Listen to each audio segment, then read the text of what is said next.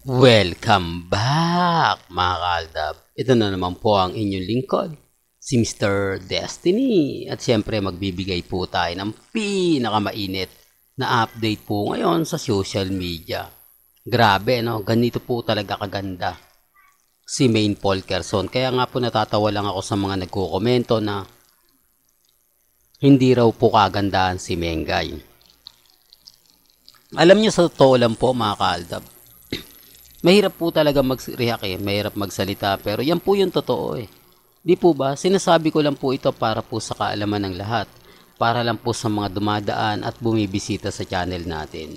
Di po ba? Yung mga audience po dyan sa EAT, sila po magsasabi kung di kagandahan si Mengay. Di po ba? Pero malakas ang karisma. Ano yung ibig sabihin nila? Pangkama lang po si Mengay? Di po ba? Sabi ko nga po sa inyo dito po sa channel ni Mr. Destiny. Alam nyo sa totoo lang po mga kaaldab, ang dami ngayong komento, ang dami ngayong reaksyon sa channel natin. Bagamat sinasabi ko trending na naman si Mengay, ayaw pa rin po nilang maniwala. Sinasabi nila na trending ang Katnil, hindi po. Sa ngayon mga kaaldab, o siguro mamaya pag pinag-uusapan, pero pag hindi naman po, Mengay naman po talaga yung mainit ngayon eh. Lalo na nga po yung may bago siyang show na ipalalabas sa TV5, di po ba? Pero gaya na sinabi natin, mahirap po talaga magsimula o magsabi hanggat hindi tayo 101%. Pero sa dami po ng pinapakita ko, sa dami po ng mga update ngayon, mapapaisip naman po yung iba. Di po ba? Hindi naman po natin gawa-gawa lang yan. Kasi base po sa mga nakukuha nating datos. Di po ba? Sabi ko nga po sa inyo, naging mahilihim ngayon si Maine Mendoza. Hindi po ito katulad ng dati na kung saan nga po talagang mapapaisip ka. Sabi ko nga po sa inyo dito po sa channel ko, ano man po yung unang-unang nababalitaan ninyo, pinag-uusapan yan. Trending yan, hindi man. Pero marami nagtatanong, yan po yung topic natin. Di po ba? Sa dami nga po ng mga issue ngayon, tapos sasabihin nila tayo daw po ang fake news. Pero okay lang naman po yan. Di po ba? Sabi ko nga po sa inyo, punta lang po kayo sa channel ni Mr. Destiny. Lahat naman po ng mga gusto nyo pong malaman, pabor man o hindi, kailangan updated po kayo. Kailangan lahat ng ganap, alam po ninyo. Di po ba? Tapos sasabihin nila na Mr. Paasa raw tayo, lahat daw po ng mga ina-update natin, hindi totoo. Okay lang po yun. Kasi alam naman po natin mga kaaldab na pag may mga bagay-bagay na ganito, bagay-bagay na ganon, di po ba? Relax lang. At sa mga nagsasabi na hindi, fake news ka Mr. Destiny, okay lang naman po yun. Kasi hindi naman po ako namimilit eh. Hindi naman po ako kumbaga sinasabing ganito, sinasabing ganyan, di po ba? Sa akin lang po lagi lang po kayong tututok para hindi po kayo nabe-brainwash, di po ba? Ang dami po kasi ngayong mga lumalabas na issue. Pero bago tayo magsimula at bago natin ituloy itong mainit na update po natin, kung bago ka lang sa channel na to at isa kang true-blooded Aldab Nation na nagmamahal po kila Mengay at Isoy, tama po ang channel na pinuntahan mo, kaya consider na po kitang bagong subscriber. At huwag mong kalimutang i-share ang mga video po natin sa mga mami, sa mga titas, at sa mga senyor. Remind ko lang po ito'y base lang naman po sa mga nakukuha nating impormasyon. Base lang po ito sa mga nakakalap natin. Kaya hindi nila pwedeng sabihin na fake news tayo. Kita nyo sa Twitter #1 po tayo. Tapos sasabihin nila hindi raw yung totoo. Okay lang naman po. Hindi naman po ako namimilit. Hindi naman po tayo kumbaga pumupunta para pilitin sila, di po ba? Kung ano lang po yung latest, doon lang po tayo. Kung ano yung trending, di po ba? Gaya nga po ngayon, sinasabi ko, si Mengay at si Alden, may statement po bang nilabas? May mga interview nga po bang naganap na nagkaroon sila ng relasyon? Di po ba wala? Bakit sinasabing kasama sila sa mga hiwalayan?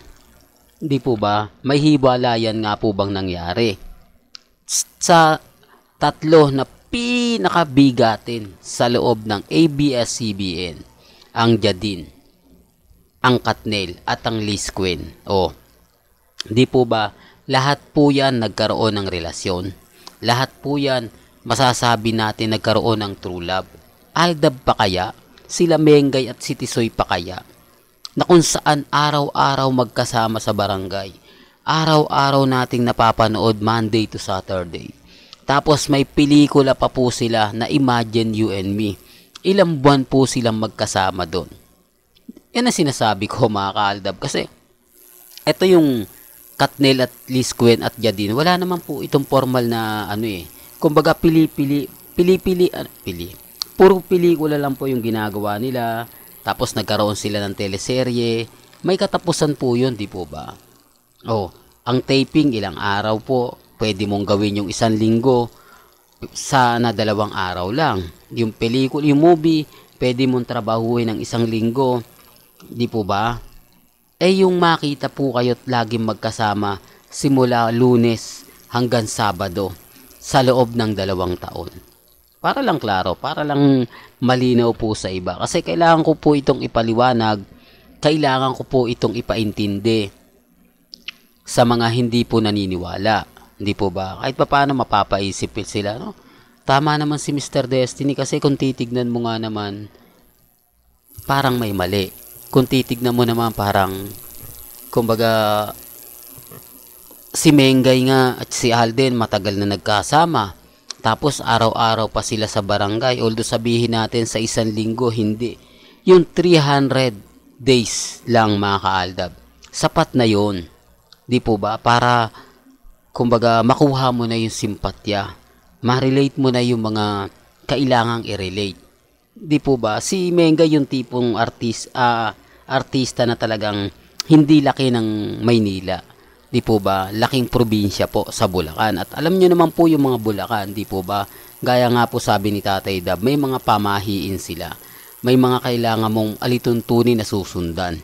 Kaya nga po nagpakasal si Mengay at si Alden Sinabay lang sa, kumbaga, sa kalye serye para hindi halata. Obsession na naman yun, Mr. Destiny. Alam mo, kaya ka nababash Kaya ka lagi na pag-iinitan dahil sa mga sinasabi mo. Lalo na nga po sa Facebook. Grabe. Di po ba? Siguro naman po, isa po kayo sa nakaka-relate niyan. Di po ba? Kung pinanonood nyo to sa Facebook, masasabi nyo na, ay, oo nga Mr. Destiny, napakarami mo talagang basher. Hindi ko alam kung bakit gigil sa'yo. Pag pumupunta naman ako sa social media, yung mga sinasabi mo, umaayo naman. Tama naman, di po ba? Kaya lang galit sila kapag sinasabi natin Mrs. Paul Carson. Di po ba sasabihin nila, naku may asawa na yung tao, Mr. Destiny. Wala naman pong problema Di po ba? Wala naman pong pilitan. Ang sa akin lang naman po kung ano yung paniniwala natin, kung ano yung sa tingin po natin totoo. Kaya nga po sinabi ko to na imposible naman po na love team lang po sina Alden at si Maine. Di po ba? Walang naganap na ligawan.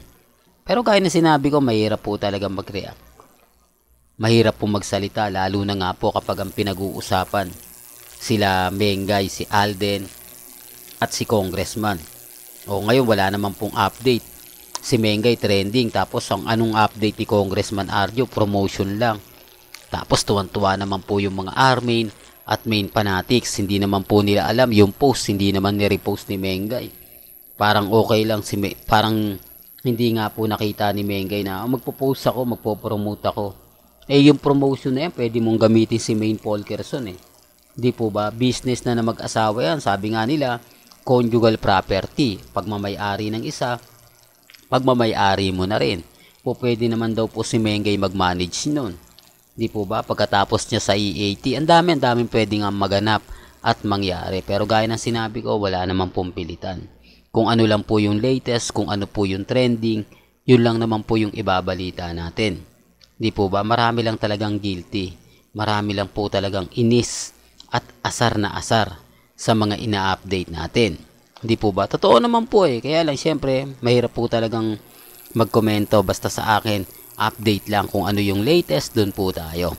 Well, hanggang dito na lang po ang ating latest updates. Kaya kung gusto nyo pa po ng pinaka-latest at sariwang update, abay tumutok lang po kayo dito po sa channel ni Mr. Destiny para updated po kayo sa mga latest at sa mga bagong video po na ilalabas po natin maya-maya lang. Hanggang sa muli, salamat po sa panonood at pakikinig.